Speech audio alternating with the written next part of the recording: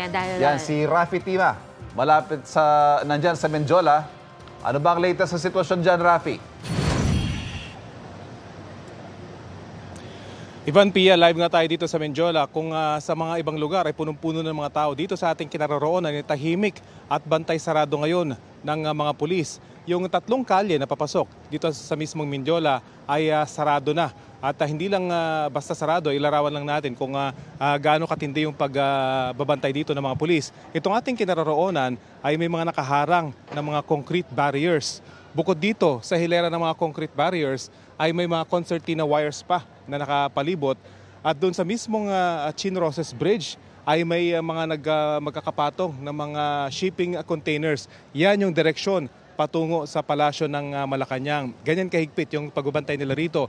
At dito naman sa may bahagi ng Legarda Street na patungo sa direksyon ng Santa Mesa ay meron ding mga nakaharang ng mga container ships, mga shipping containers para tiyakin na hindi talaga makakapasok dito yung mga ralista. At dito namang Roses Avenue ay meron din, ganoon din, may mga nakaharang din na mga concertina wires, mga concrete barriers at mga shipping containers. Mahigpit na mahigpit yung kanilang pagbabantay dito dahil ayaw na nilang mangyari yung naganap dito noong September 21 kung saan nakalusot dito yung mga ralista, nakipaghabulan pa at nakipagbatuhan pa sa mga pulis. So yun yung iniiwasan ngayon ng mga otoridad. Kanina ay may mga ralista na nakalapit dito sa may malapit sa Mendiola, mga pro-BBM, yung isang grupo at yung isang bahagi naman ay mga militante. Wala naman silang ginawa, doon lamang sila sa may harang kung saan sila inabot at doon na sila nagsagawa ng kanilang maikling programa. Pero sandali lamang ito at nadatan pa sila dito ng hepe ng NCRPO at nadalaw pa sila at nakumusta yung kanilang kalagayan. Pero pagkatapos noon ay payapa na rin silang umalis.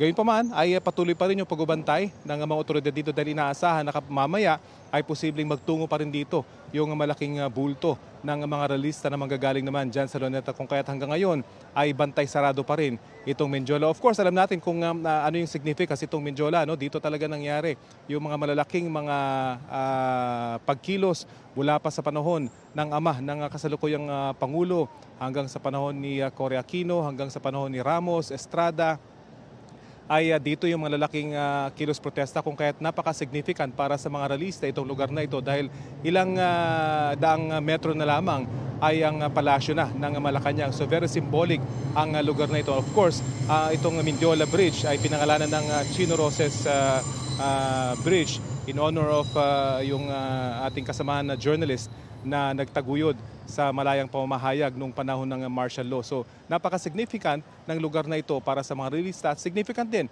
para sa mga otoridad dahil kapag nakapasok dito yung mga ralista ay malapit na sila sa palasyo ng Malacanang. Patuloy tayong mag-aantabay dito, Pia at Ivan, para sa latest lalo na kapag nagtungo na rito yung mga ralista na galing dyan sa Luneta. Ivan, Pia? Babalikan ka namin dyan. Maraming salamat, Rafi Tima.